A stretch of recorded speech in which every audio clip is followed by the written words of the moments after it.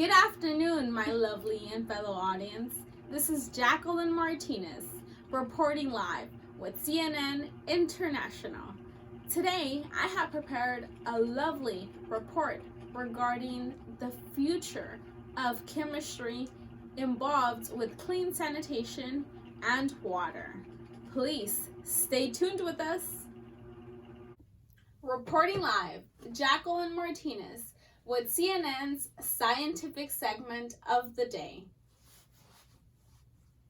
Today, we will be talking about one of the United Nations Sustainable Development Goals. That goal is clean water and sanitation. Did you know water is essential to life? Chemistry is essential to water. Therefore, chemistry is essential to life.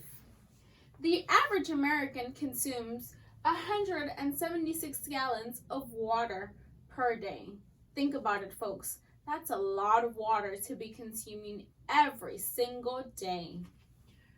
How can we solve our issue of water shortage? How can the issue be combated? This can be done through water treatment plants, desalination treatment plants, and wastewater treatment plants. The way water treatment plants work are as follows. It involves coagulation and flocculation.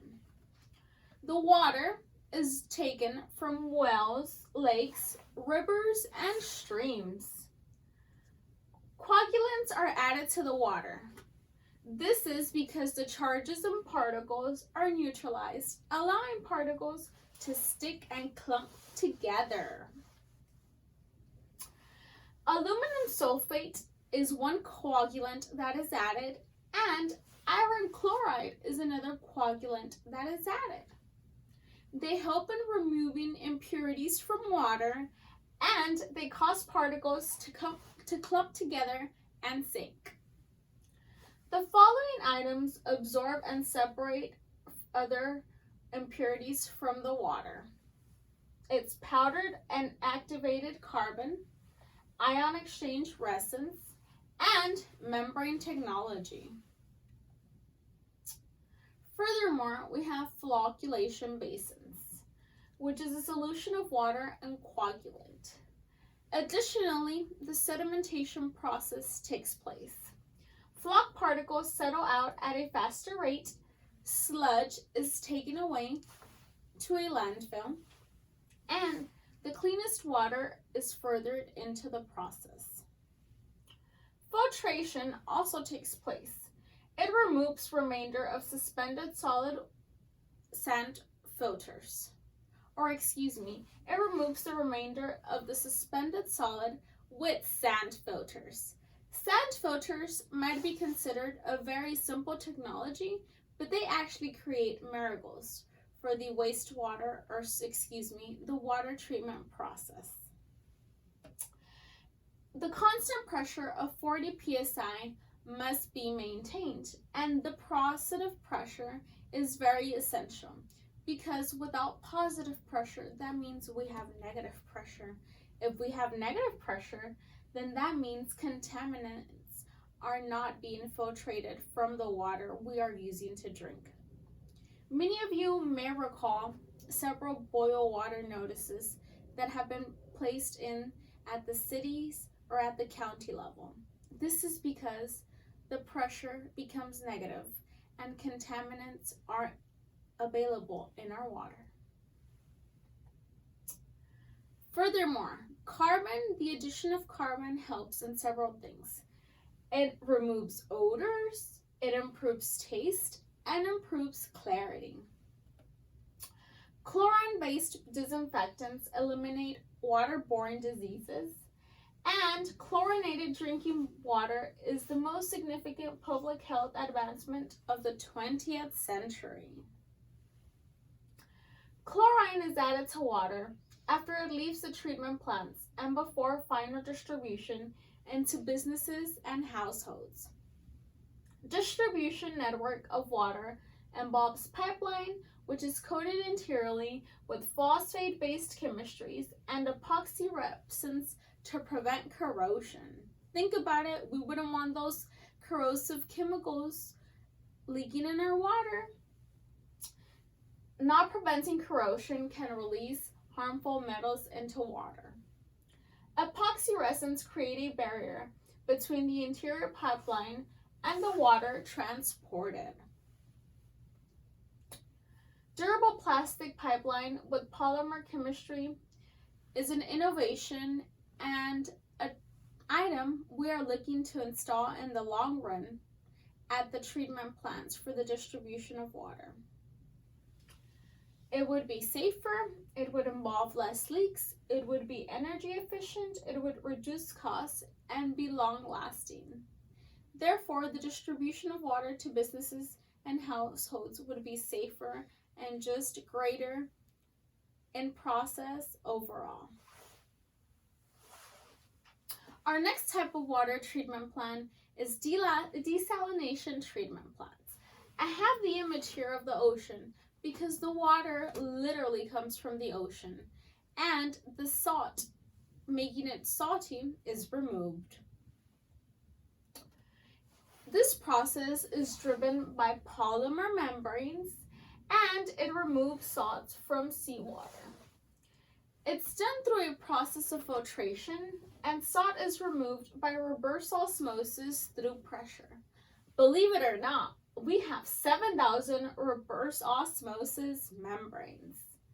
Added to help prevent tooth decay are 3 elements: magnesium, calcium, and fluoride. Next time you smile, think about the elements that were used to treat the water to create that beautiful and loving smile. There are a couple of cons for the desalination treatment plants. They include resulting in brine, which can have a negative environmental impact. It contributes to greenhouse gas emissions, and it requires a lot of energy to process. Salt. Salt is removed because obviously we can't drink seawater. But I can tell you that even though desalination treatment plants have a couple of effects on the environment, this is a way to go to solve the issue of running short on water. Around the world, there are several countries that lack basic necessities such as food and water. And because they lack these necessities, such as having clean water, a lot of people lose their lives or become very ill. Up next is wastewater treatment plants. What I can tell you about wastewater treatment plants is that it comes and is directed from the sewage system. Yes, you heard me right. Wastewater treatment plants use water from the sewage system. It becomes drinking water. It goes from the toilet to the inlets of wastewater treatment plant and into households and businesses. Believe it or not, there's 14,748 wastewater treatment plants in the United States of America. I'll be handing this friend off back to our lovely director, running the show in the background. The pre-treatment of wastewater treatment plants is as follows. We remove outliers in sewage water, and we send the solid waste to a special facility. After that, the water runs through grit chambers. Larger particles are removed that haven't already been removed. Furthermore, the water runs through primary clarifiers. The flow rate here is less than the settle velocity, therefore speeding up the process of removing impurities from the water. Effluent is now free of solids which are larger than 10 micrometers, and all organic matter must be treated further.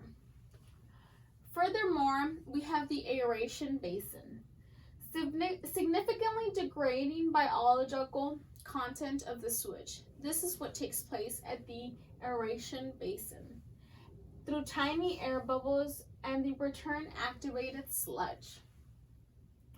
Furthermore, we have aerobic digestion, which is the breakdown of organic matter. Breakdown of organic matter takes place along with the use of oxygen. Effluent is pumped into the secondary clarifier, and the final removal of solids and biological matter takes place. Once these processes have been completed, we turn to the step of disinfection, which is very important. Like I mentioned earlier, without disinfection or because of disinfection capabilities, many people die from or become ill from drinking water. There are 3 ways to disinfect the water at treatment plants. The first one is through chlorine, which is concentrated bleach. The second one is through the use of UV light, which is UV light scrambles the bacterial DNA and bacteria becomes sterilized. Bacteria is unable to multiply or reproduce. The third process is through ozonation. What occurs here, you might ask? The pumping of electric current to form trioxide occurs because of the dissociation of O2, oxygen.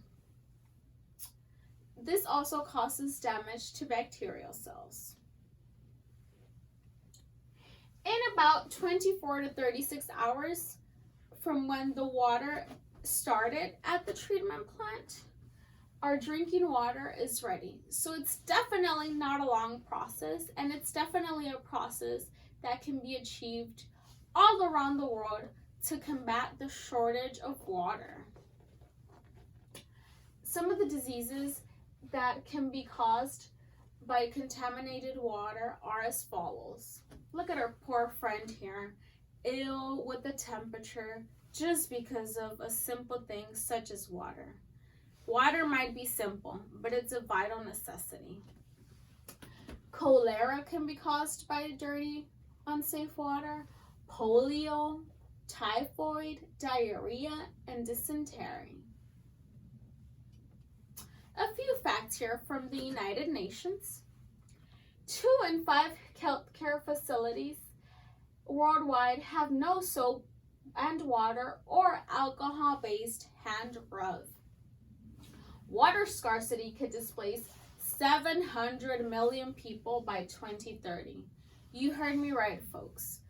2030. That's not too far off from now. That is only 9 years away. This is 2021. Despite progress, billions still lack water and sanitation services. 2.2 billion people lack safely managed drinking water. 4.2 billion people lack safely managed sanitation. A couple of COVID-19 implications. 3 billion people worldwide lack basic hand washing facilities at home.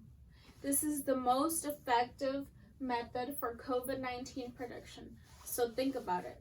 Not having clean water is indirectly leading to more cases of COVID-19 around the world. Some countries experience a funding gap of 61% for achieving water and sanitation targets. How can we decrease our water consumption if we already have access to water? Check your toilets for leaks, plus it will save you money.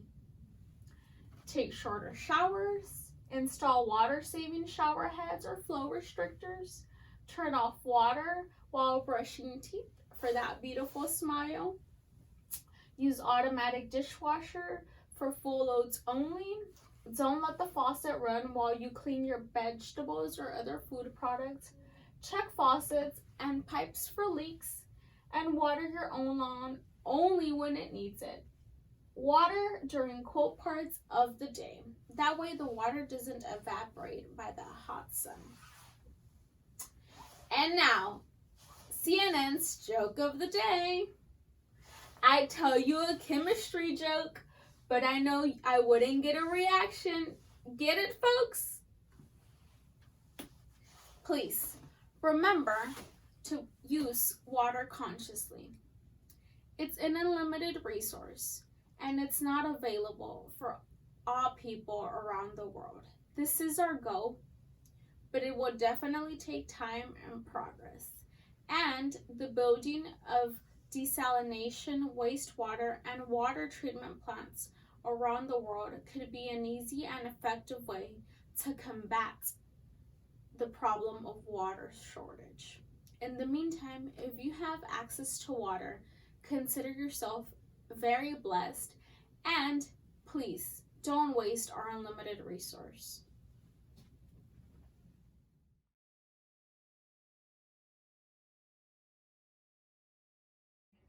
Hi, can I ask you a question? Yes, of course. My name is Jacqueline Martinez, and I'm with CNN here reporting live. First question for you is, what do you think are some effective ways to reduce the consumption of water? Well, one of the things that I do, and I've been doing for years, is when it rains, I catch it in a rain barrel, and then I use that water to water my plants, the grass, so I don't have to use the water, the city water. Plus, it helps us save money, doesn't it? Yes, it does. Thank you very much. My second question to you is, what did you think about the report regarding installing treatment plants around the world to fight the shortage of water for our citizens? I think it's a very good idea, especially in areas that don't have clean water that will reduce disease, and then the people have the water to drink, safe water to drink. Thank you very much. Thank you for your input. I appreciate it. All right, reporting back to you guys. Don't forget to stay tuned with us for tomorrow's scientific segment here at CNN International. And please remember, use water efficiently and intelligently because it's not an unlimited resource.